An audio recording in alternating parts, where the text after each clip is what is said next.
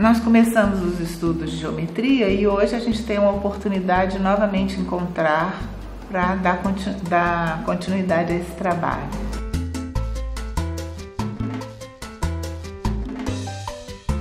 Na primeira aula, no primeiro trabalho que nós fizemos com o estudo de geometria, nessa disciplina, nós trabalhamos com os corpos redondos e com a perspectiva de entender que as figuras planas, como o círculo e circunferência, são diferentes do cone, do cilindro, que na verdade são sólidos porque têm seu interior preenchido. Continuando nesse caminho, a gente hoje volta a trabalhar um pouco agora com os poliedros, Quando a gente mostrou aquela imagem no vídeo passado, que vocês têm aí diante de vocês, nós víamos que havia os corpos redondos e outros corpos que não rolam, os que rolam e o que não rolam. Os poliedros são os corpos que não rolam. Qual a diferença deles para o cilindro e para o cone? Na verdade, eles são formados por faces que se encontram formando uma aresta, que por sua vez se encontram formando um vértice. Então, por exemplo, a gente pega uma caixinha aqui na forma de um paralelepípedo, eu teria as faces do paralelepípedo, que são, nesse caso, um retângulo maior, um retângulo mais comprido, um retângulo menor. Eu teria os segmentos de reta, que são as beiradinhas onde as faces, duas faces diferentes, se encontram, e o vértice, que seria o ponto onde todas essas semirretas que formam a aresta se encontram. Então, no caso, a gente teria novamente a definição de ponto agora como um encontro de retas, ou de semirretas, ou de segmentos de reta. Então, nesse módulo, depois de trabalhar com os corpos redondos, nós vamos trabalhar com os poliedros. Os poliedros mais comuns são aqueles com os quais a gente está mais acostumado, inclusive, a lidar no nosso dia a dia. Na verdade, a gente pode separar os poliedros em dois grandes grupos. Aqueles que a gente conhece como pirâmide, prisma, paralelepípedo, que seria o tijolo, por exemplo, e uns que são chamados de côncavos, que são poliedros diferentes. Por exemplo, esse aqui é um poliedro convexo, porque se eu o coloco sobre a mesa, eu consigo colocar toda a face dele e ele fica todo sobre a mesa. Nenhuma parte dele vai para fora da mesa. Agora, esse aqui, ele é chamado um poliedro côncavo. Por quê? Porque se eu coloco sobre essa face que está aqui, ele fica todo sobre a mesa. Mas se eu quero colocar sobre essa facezinha aqui, eu teria que colocá-lo numa beirada da mesa, ou, por exemplo, na beirada dessa representação do plano, e, na verdade, eu teria que este poliedro tem uma parte sobre o plano laranja e outra parte sobre um outro plano que seria perpendicular ao plano laranja, nesse caso. Então, essa é só uma classificação mais comum dos poliedros, que seria de côncavos e convexos. Nós vamos trabalhar aqui nesse curso apenas com os poliedros convexos, mas como talvez na pesquisa da internet vocês se deparem com esses nomes, é só para tirar um pouco de dúvida sobre isso. Então, os poliedros, a gente tem, basicamente, numa analogia com o cone e com o cilindro, a gente tem dois tipos de poliedros mais comuns. O prisma, que são poliedros semelhantes ao cilindro, porque eles têm duas bases, como na figura que vocês estão vendo aí. E as pirâmides, que têm apenas uma base e que podem ser chamadas segundo a forma dessa base. Então, na figura que vocês têm aí, mostrando na tela para vocês, vocês têm as pirâmides de base triangular, quadrada, pentagonal, hexagonal, ou seja, os polígonos de diferentes números de lados, bem como os prismas também. Agora, a gente tem outros tipos de poliedros que não são prisma nem pirâmides, que são esses que estão aí mostrados também. Eles têm muitas faces que podem ser triangulares, podem ser uma mistura de triangulares com outras formas, hexagonais. Então, é uma infinidade de poliedros. Se nós fôssemos, nesse curso, nos deter a estudar todos eles, nós iríamos passar uma grande parte do curso de pedagogia aprendendo somente os poliedros, suas formas, suas propriedades, que é um estudo que provavelmente vocês fizeram no ensino médio, quando vocês estudavam o número de diagonais de um poliedro, número de face, número de vértice, mas aqui nossa intenção é que vocês clareiem conceitos para trabalhar com as crianças quando estiverem com elas na sala de aula, né? Então a gente já pensou um pouco sobre as faces do poliedro, os vértices e as número de lados que tem. E no caso a gente vai fazer outra vez o mesmo percurso que a gente fez com os cônios com cilindros. Vamos imaginar os poliedros como, por exemplo, os prismas, que tem uma base na forma ou de triângulo, ou de quadrado, ou de um polígono de 6 lados. E as pirâmides também, que tem bases com essas formas, mas que suas faces são triangulares. E vamos fazer aquela brincadeira dos carimbos com as crianças. E aí, na medida em que nós formos fazendo essas brincadeiras, a gente se depara com diferentes polígonos, que são os que dão a forma às diferentes faces, né? Na pirâmide e no prisma, nós chamamos de base a face onde esse corpo se apoia, né? A gente diz que os prismas têm 2 bases e que as pirâmides têm apenas uma base. Mas se a gente for carimbando, a gente vai ver surgir uma infinidade de polígonos. Então, como a gente pode trabalhar com esses polígonos?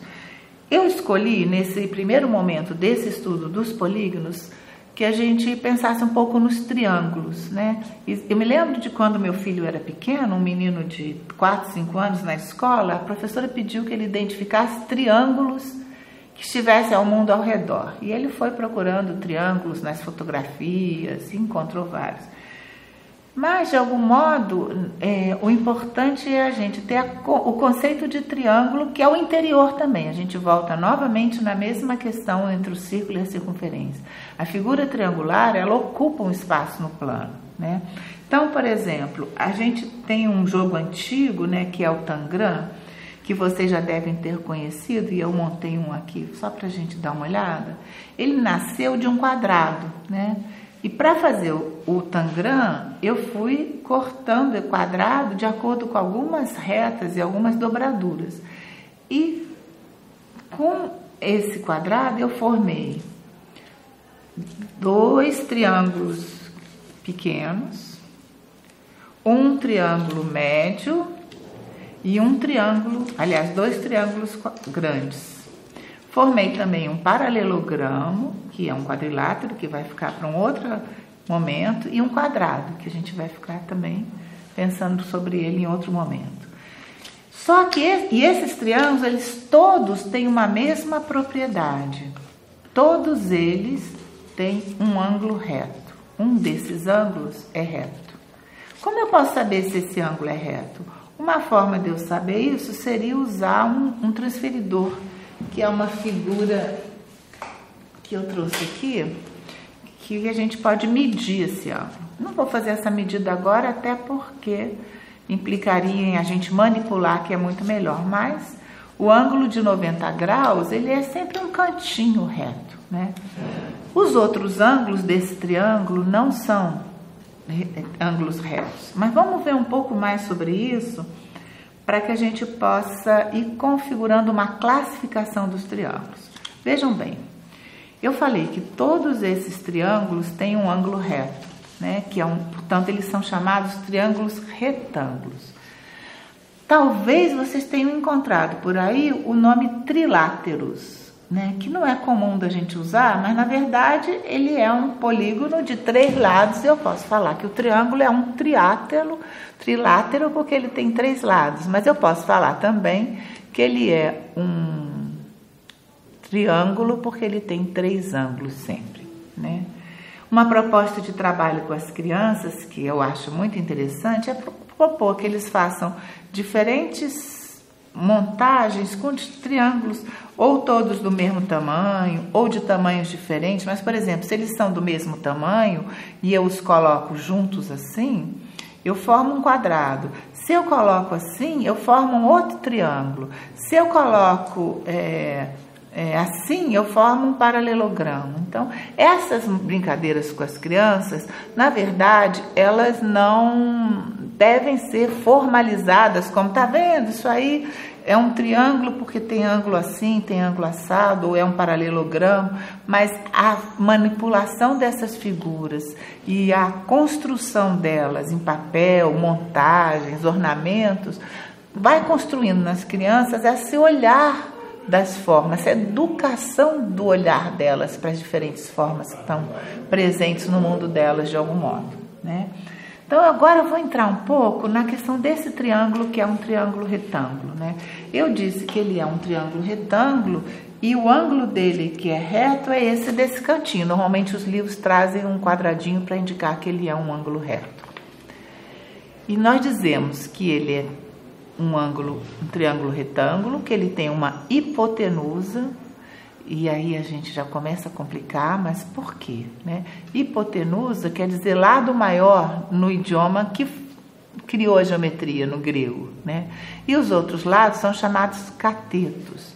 Então, num triângulo retângulo, sempre eu tenho um ângulo reto, por isso ele é chamado triângulo retângulo, e tenho um lado oposto que sempre será o maior. No caso de todos esses triângulos que eu tenho aqui, eu tenho um triângulo retângulo com um ângulo reto, um lado maior que a hipotenusa e dois lados iguais. Pela construção que eu fiz, eles são triângulos com lados iguais. Eles são chamados também isósceles. Então, nisso a gente precisa agora olhar um pouquinho com calma para não começar a achar, gente, começou a atrapalhar tudo, começou a complicar. Então, veja bem, os triângulos, eles podem ter diferentes formas, tamanhos e aberturas. A única exigência, aliás, uma das únicas exigências é que ele tenha 3 lados que se fecham. Quando a gente olha para os ângulos de um triângulo, a gente diz que está fazendo uma classificação dos triângulos segundo os ângulos deles. Então, ele pode ser um triângulo retângulo, que tem um ângulo reto, que é o ângulo que mede exatamente 90 graus, né? Eu vou dizer que é esse ângulo. E ele tem que ter, obrigatoriamente, 2 ângulos agudos. O que são ângulos agudos? São ângulos que medem menos de 90 graus. Na imagem, vocês podem acompanhar esse olhar dos ângulos, né? Os ângulos iguais a 90 graus são chamados ângulos retos. Por isso, o triângulo que tem um ângulo de 90 graus, ele vai se chamar triângulo retângulo. Os ângulos agudos são ângulos menores do que 90 graus. Mas aí vocês podem pensar, mas não, eu não posso construir um triângulo que tenha 2 ângulos retos, por exemplo?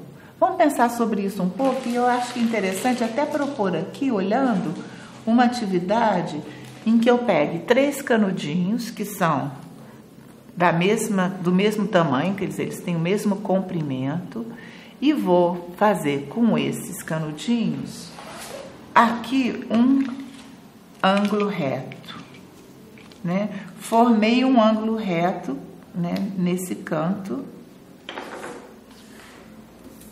E agora eu quero fazer um outro triângulo que tenha o ângulo reto também. E aí eu vou botar aqui esse canudinho formando outro ângulo reto. O que aconteceu aqui? Eu consegui fechar um triângulo. Eu vou precisar de quê? Ou transformar esse triângulo numa outra figura, que seria o quadrado, por exemplo, ou eu vou ter que ir fechando esses ângulos até que essa ponta daqui se encontre. E aí eu já não tenho mais um triângulo retângulo, né? Agora eu tenho um triângulo acutângulo. Por que acutângulo? Porque todos os ângulos desse triângulo medem menos de 90 graus. É fácil a gente ver isso quando a gente pega, por exemplo, um ângulo de 90 graus que está nessa figura. Se eu colocar aqui no cantinho para medir, ó, eu vejo que esse ângulo do cantinho é menor. Por exemplo, se eu passo por aqui e por aqui. Então, fica claro para mim que quando eu faço coincidir um dos lados do ângulo reto com um lado do triângulo, o outro lado não é 90 graus, é menor. É tudo isso aqui menor, né? Um tanto menor. Esses ângulos que medem menos de 90 graus, nós chamamos de ângulo agudo. E um triângulo que tem os 3 ângulos agudos é chamado de triângulo acutângulo. Finalmente, em termos dos ângulos, a gente poderia também pensar num ângulo que é maior do que 90 graus. Por exemplo, esse ângulo que eu fiz coincidir é um ângulo de 90 graus. Mas eu posso aumentar esse ângulo para tentar formar um triângulo. Esse ângulo que agora eu formei aqui, ele é um ângulo maior do que 90, né? Isso é visível nesse pedacinho que ficou excedendo aqui. No caso, nós chamamos esse ângulo de ângulo obtuso. É um nome estranho, né? Eu também acho, mas é o nome que a matemática, né, nominou essa figura. Então, o ângulo obtuso, ele é um ângulo maior do que 90 graus. E também no caso, se eu quiser fazer um triângulo que tenha 2 ângulos obtusos, eu teria dificuldade. Porque se eu colocar um aberto aqui e outro aberto aqui, para fechar essa figura, teria que necessitar outro canudinho que fosse inclusive maior do que esses 2. Né? Então, a gente só pode ter ângulos que tenham triângulos que tenham um ângulo reto e 2 agudos, um ângulo obtuso, e aí no caso eu preciso de mais um canudinho para completar e aí cortar aqui, né? Porque ficou grande demais. E esse triângulo que eu cortaria aqui seria o triângulo obtuso, o triângulo obtusângulo. São nomes que têm uma origem na Grécia, por isso para nós nos soam como nomes meio estranhos, porque não fazem muito sentido na nossa linguagem. Em algum momento dos nossos estudos eu já comentei isso com vocês, que o fato dos nomes da matemática ter uma origem mais firme, mais forte na Grécia, traz muitos nomes que são de origem grega, que para eles traduziam o que eles estavam querendo dizer, mas para nós fica difícil. Mas no caso, olha, eu teria construído um triângulo obtusângulo, que é o triângulo que tem um ângulo obtuso aqui, que é um ângulo maior do que 90 graus. Eu teria construído um triângulo retângulo, se eu construo um triângulo com um ângulo reto, e aí também o canudinho um pouco menor, e eu teria um triângulo obtusângulo, se eu construo um triângulo com 3 ângulos agudos. No caso, vocês repararam que quando eu tenho um triângulo retângulo e um triângulo obtusângulo, que os 2 lados aqui são iguais, sempre o lado oposto àquele ângulo é o maior. Então, isso é uma experiência que a gente pode fazer desenhando com canudinhos, né? Que é observar que a medida de um lado de um triângulo, ela está correspondendo com a abertura do ângulo que forma o triângulo. Quanto mais aberto o ângulo, maior o lado oposto. No caso, o ângulo reto é o maior ângulo do triângulo retângulo. Portanto, a hipotenusa é o maior segmento do triângulo retângulo. E aí a gente cai na questão do tamanho dos lados. Eu classifiquei os triângulos pela medida dos ângulos, a abertura dos ângulos. Eu posso classificar os triângulos pelo tamanho dos seus lados. E aí eu vou novamente ter 3 tipos. Eu posso ter os triângulos que têm os 3 lados iguais, né? No caso, vou pegar esse aqui eu cortei, não, já tem. 3 lados iguais são chamados triângulos equiláteros, né? Porque os 3 lados são lados iguais. E se eles são iguais, vamos pensar um pouco. Eu não disse que o tamanho do lado depende da abertura do ângulo? Então, se esse lado é igual a esse lado e é igual a esse lado, o que a gente poderia pensar sobre a abertura do ângulo? Que eles são iguais. Então, o triângulo equilátero, ele tem os 3 lados iguais e ele tem os 3 ângulos iguais. E aí a gente entra com uma nova ideia. Todos os triângulos, a soma dos 3 ângulos que o formam, sempre tem que ser 180 graus. Então, no caso, né, nos triângulos equiláteros, todos os seus lados têm a mesma medida e seus ângulos medem a mesma medida, que no caso é 60 graus. Né? O fato do triângulo retângulo ter um ângulo reto de 90 graus já obriga que o terceiro ângulo dele, que os dois ângulos dele somem juntos 90 graus, porque a soma dos três sempre tem que ser 180. Então, lembra quando eu falei que para que seja triângulo é obrigatório que tenha 3 lados, mas é obrigatório também que os 3 ângulos juntos somem 180 graus. Então, continuando a nossa classificação dos triângulos pelo tamanho dos seus lados, nós podemos dizer que os triângulos equiláteros, então, retomando, são triângulos que têm os 3 ângulos retos, os 3 ângulos iguais e os 3 lados iguais. Por isso, eles são chamados equi, que quer dizer iguais, láteros, que quer dizer lados iguais. Quando o triângulo tem apenas 2 lados iguais, então vamos supor que eu tenho 2 canudinhos aqui, e aí eu vou sugerir a vocês o trabalho com as crianças com canudinhos também, com palitos de pega-vareta. Se elas são muito pequenas, às vezes não é adequado, mas os canudinhos sempre são. Então, se eu pego 2 canudinhos de mesmo tamanho e um canudinho de tamanho diferente, tá vendo? Esse verde é menor, eu formei um triângulo que tem claramente 2 lados iguais, porque assim, por construção, eu fiz isso, e um lado diferente. Então, o triângulo que tem 2 lados iguais, ele é um triângulo isósceles.